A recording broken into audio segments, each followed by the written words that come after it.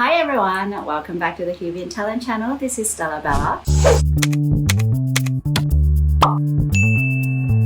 I hope you've all had a wonderful week. So recently I did an AMA on my Facebook page, and one of the questions that I received was this.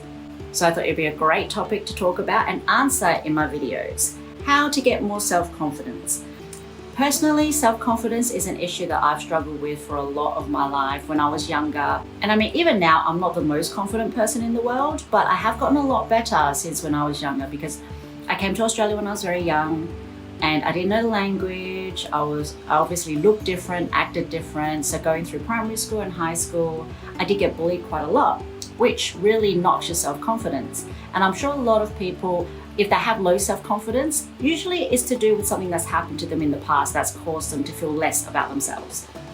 But there are certainly strategies to overcome that and make your self-confidence grow day by day, even if it's just a little bit, because every little bit helps. So today I'm going to share with you some of the strategies that have worked for me personally, and I hope they work for you too. Now, first and foremost, before you start implementing any strategies, it's important to recognize and identify what caused your self-confidence or your lack of self-confidence in the first place. And also, what area in your life are you not confident with? Is it your appearance? Is it your confidence in relationships, in trusting others, confidence in your work, for example?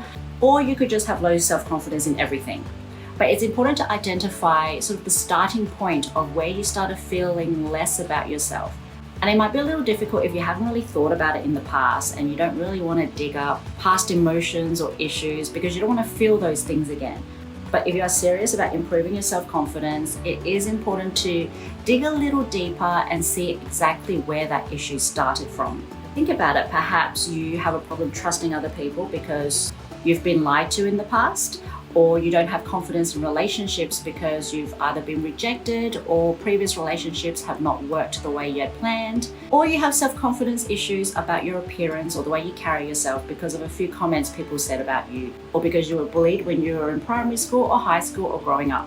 Be honest with yourself and try to identify where that underlying issue started from. Now, once you've identified whereabouts your self-confidence needs work, you can start implementing some strategies.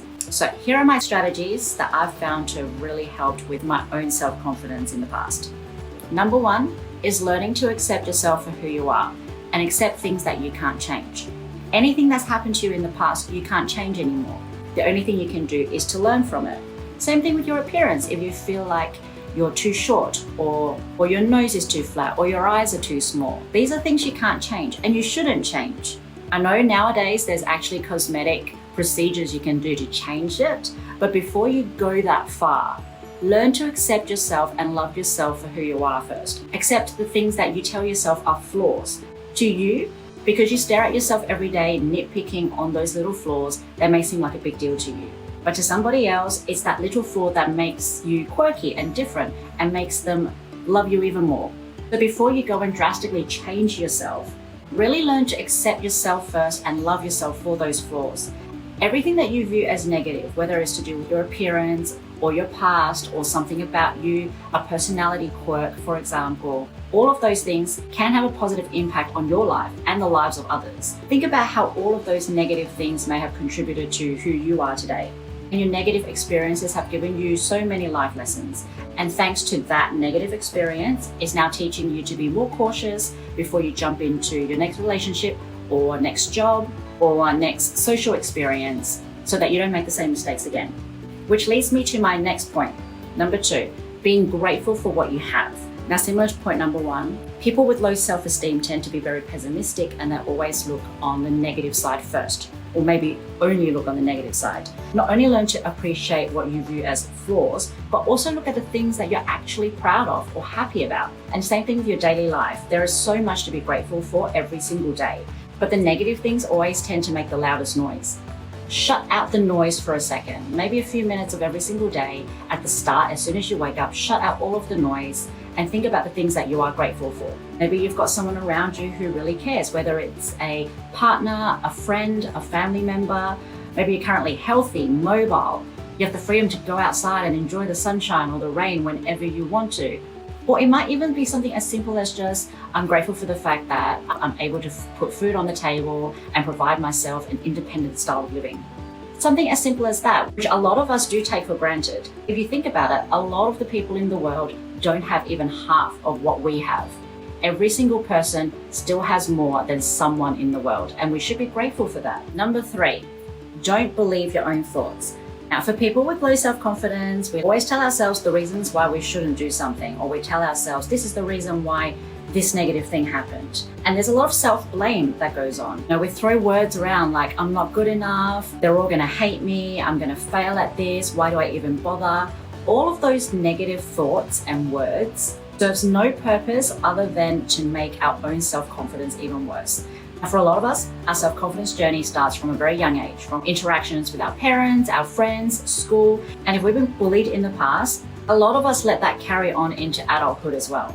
And even though there's nobody around us to tell us we're not good enough, we're too ugly, we're too fat, we're too short, we end up telling ourselves that. We spend so much of our school life trying to avoid that bully. And when we're finally away from them, we end up becoming our own bullies. As soon as you start saying negative things about yourself, you start to believe it, even though it's not true. So it's important to not believe the words that you're saying, thoughts that are coming up in your head, because a lot of those thoughts and words come from a very dark, bad place that you've wanted to get rid of for a long time. Those thoughts and words aren't necessarily true. It's just what you've been telling yourself or other people have been telling you. But it's not a fact. Thoughts are not facts. So just because your thoughts are telling you you can't do something, your thoughts are telling you you're not good enough, it doesn't mean it's the truth. And the only way to know whether or not it's true is to actually try. Give it a go. All right, number 4, don't compare yourself to others. I know a lot of us say this till our faces are blue, but don't compare yourself to anyone else, because what you see generally isn't real. We always compare ourselves to someone who's better than us, right? We never compare ourselves to someone who we feel is not as good. It's always someone who has something that we want that we don't have. So if it's appearance, you might always be looking at people on social media and wondering why their skin's so clear or why they have such a good body and look so good all the time. If it's related to your career, you'll be looking at people who are in a higher position than you, earning more money, doing better in life. Or sometimes you might look at people that you've known in the past, say a school friend who seems to be doing so well for themselves. And then you feel a little bit bad because you're not quite where they are. When you start comparing yourself and you compare yourself to the things they have that you don't, you're not actually looking at the bigger picture. You're only looking at that one thing that they have, instead of looking at everything that you have that they don't. And trust me, everybody deep down inside has some sort of self-confidence issues, no matter how loud they are, how narcissistic they seem, and how much they love themselves. In fact, the people who are generally the most narcissistic and the loudest have the biggest self-confidence issues, and they use their narcissism to cover it up. And nobody is perfect. So instead of comparing yourselves to people who are presenting to you and to the world their perfect life, go back to being grateful, go back to looking at what you have. If you have to compare what you have to what they don't have. Because guaranteed there's going to be some things there that they wish they had of yours if they were to compare themselves to you. And when it comes to social media these days, or even just general social outings, people are not going to tell you how bad they feel or how horribly they're living. On social media, they're not going to show you the picture of them getting out of bed or how they look lounging around in their gym jams with a bucket of ice cream at 2 o'clock in the morning. They're going to show the best version of themselves because it's to the world. So don't take the split moment of the lives that you're seeing, that they're deliberately presenting to you in the perfect way, and compare that with your day-to-day reality, because it's not a fair or realistic comparison. Okay, now, last but not least, and probably the most important and the most productive one of all, work on building a better version of yourself for the right reasons. So instead of going and trying to change yourself to match the image of perfection that you have in your head, whether it's the way you look, the way you act, your living style, your career, your job, how much money you earn. Instead of feeling bad about your current situation and feeling less about yourself and trying to build a life based on all of these superficial things that are floating around in your head as being the perfect life, work on building a better version of you, but for the right reasons. If you're going to spend time at the gym and you're going to work out because it's beneficial to be healthier. You want to live a longer life. You want to see your kids grow up. You want to see your grandkids. Those are the reasons with substance that we should be aiming for in life. Not because we'll look good in a bikini come summer season. Not because you want to look like some Instagram model that's been photoshopped to death. If you want to go for a pay rise, a better job, or a better career, don't do it because your school friend has recently got promoted in his company and you want to be on the same league as him. Do it because you genuinely love the work that you do and you want to go higher in the company because you want to have more job satisfaction, better quality of life, better quality of living, and to be able to provide for your family. Maybe you want to spend time developing your public speaking skills because you've always had very low self-confidence in the area. But instead of doing it because you're so desperate to talk to that one girl sitting at the bar every Friday night, do it because it's genuinely a good life skill to have. And if it fails with that one girl, it's fine. You can carry that skill over to future girls, other friends, family members, other people that you'll meet. So instead of tunnel visioning on the one thing and telling yourself that your entire world revolves around this one thing that you want to have, focus on the bigger picture.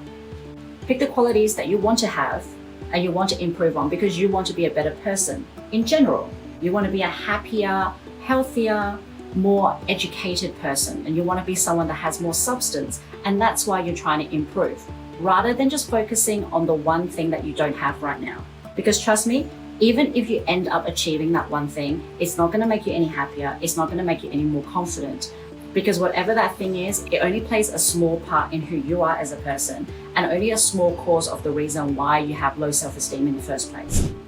Okay guys, I know we got a little bit deeper today. I hope some of those tips have helped you. When it comes to self-confidence, it is a much deeper conversation that a video of 15-20 minutes just won't cover. So if you've got any questions at all, feel free to pop it down below or send us a message. Please make sure to subscribe and like our channels. We're all over social media. And please follow me on social media as well. My social media, Facebook, Instagram and TikTok are stellabella.au.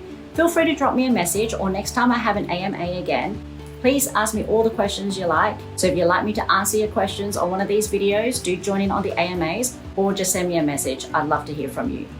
Thanks so much for listening today. I hope today's information has helped you a little bit. I hope you have a wonderful week and I'll see you next time. Bye.